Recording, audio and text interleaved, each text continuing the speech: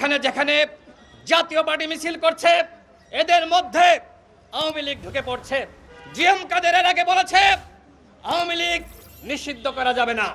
GM কাদের বলেছে আগামী নির্বাচনে আওয়ামী লীগ অংশ নিতে পারবে। তার মানে কি?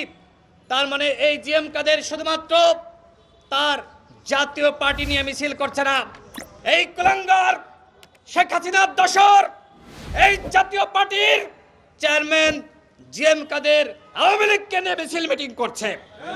আমাদের স্পষ্ট কথা, জাতীয় পার্টি আওয়ামী লীগের মতন করে নিষিদ্ধ করতে হবে। জাতীয় পার্টি বাংলাদেশে কোনো রাজনীতি করতে পারবে না।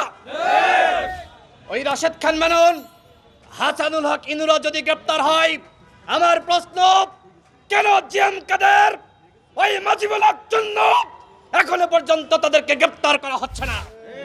কোন উপদেষ্টারা তাদেরকে সহযোগিতা করছে? কারা জাতীয় পার্টির রাজনীতি এখনো পর্যন্ত জিইয়ে রেখেছে? আমরা সেটা জানতে চাই।